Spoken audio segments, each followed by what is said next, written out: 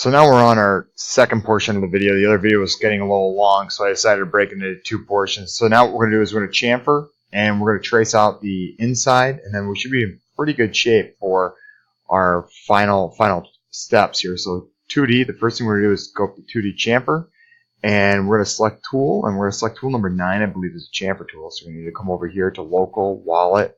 Tool number 9 is chamfer mill. Select OK. We're going to select this edge.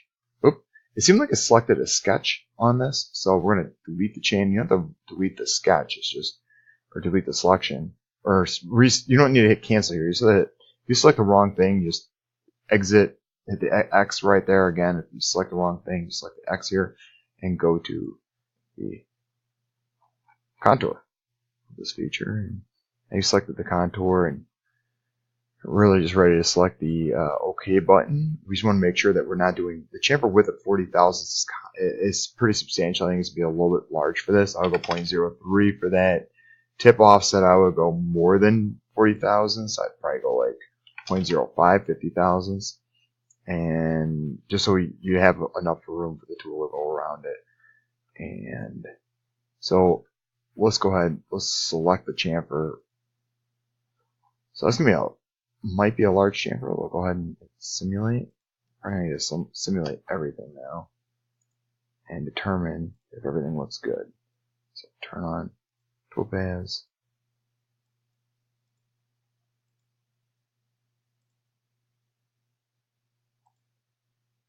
So we're almost on that chamfer operation. You hit play now.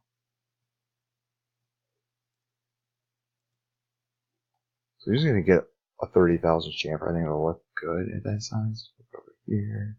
This is going to be your chamfer right there. I think the 30,000 is perfect. I wouldn't go any more than that. You can play around and see if you do want to go a little bit more, but I think it's going to look really, really, really good at a 30,000 chamfer. Now, just hit play so it finishes, it close.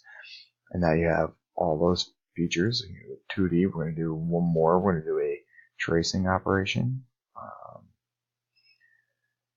Trace right there, so 2D trace, and you're going to select, this time we're going to select a different tool. I misspoke. We are going to select the same tool. We are going to use tool number 9 again, and we are going to trace out all your features, all of the sketches here. So sketch, this sketch, this sketch, this sketch. Just want to make sure everything is selected. So you may need to kind of come around and zoom in, zoom out. You can zoom with the center mouse. You can always pan. I believe pan is Alt center click and move. So it's the rolling part of the mouse. You can click and hold it.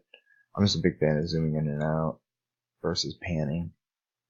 And everything looks good. So we're just going to go ahead and select OK and see what we end up with. We might need to adjust. So right here, our chamfer width, we don't have a width, so we might have to put in a small amount, like 0.005, like 5 thousandths. I'm not sure if it needs to be positive or negative, so we're going to leave it at 0 right now. We are going to need to come back and edit that. I'm going to select OK. So if we simulate all, hold shift, select all, simulate. You should be able to go down here to the very last operation by moving over here. I'll go ahead and play. So it doesn't actually look like it's going to cut anything. We have a 0 depth. I'm going to pause it. So the tool is not actually going into the material because we have a 0 width. And I'm